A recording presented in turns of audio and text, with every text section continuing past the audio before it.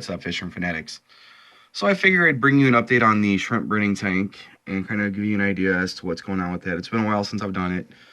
I've done one on here. So you can see there's some trumpet snails in here. Those were moved from downstairs. Ugly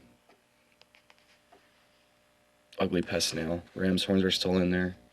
But we did add some of the trumpet snails in here just to see how things would fare out, and wanted to be able to stir up the substrate as much as possible. With sand substrate, you can build up pockets of different, ammonia and nitrites and stuff like that. So different harmful toxins, if you will. And we wanted to make sure that didn't happen in here. So put some of the Malaysian trumpet snails in there just to stir up the sand a little bit and make sure that doesn't happen. Which you can see there's one of the berried females. We're up to like 4 or 5 or 6 or something like that. I mean, you can see the Java fern that was in here is grown. Anybody in here this time around? Doesn't look like it. Maybe, maybe not. I don't think so. Anyways, we're up to like 5 or 6 berried females in here now. It's been pretty crazy. But you can see they're kind of like all over the place. Just kind of kicking back and chilling.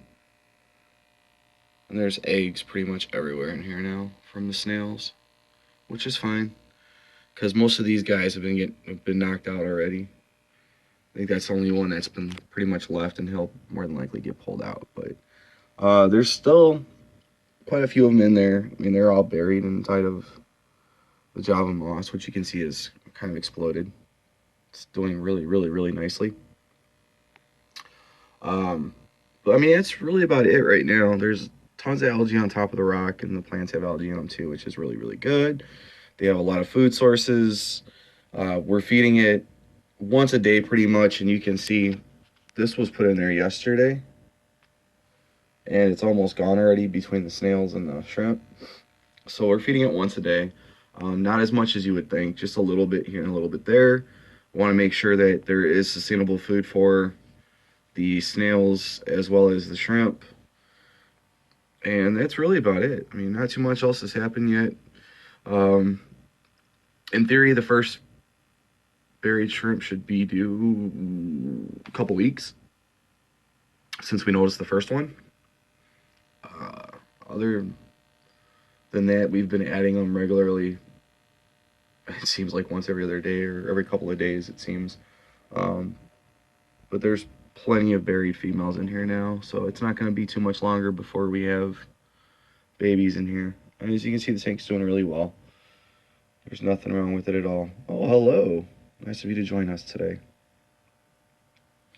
But the last time we counted everyone out, there was about 17. When I turn the light on in the morning, they scatter, and then they slowly start to come back out. But right now, there's probably 6 or 7 out that I've seen, and that they're harder to see on the video, but they're all buried inside the Java moss and stuff. But that's just a quick update on this tank. There's not a whole lot changed. I mean, the plants have grown quite a bit. We've added some newer plants from the auctions that we have gone to, and that's really about it. So if you guys have any questions, please, as always, drop them in the box below. If you haven't already, please like, subscribe, and share. It is always nice to have new people into the hobby. Let's get the word around and have some more people to talk to. And as always, guys, happy fish keeping.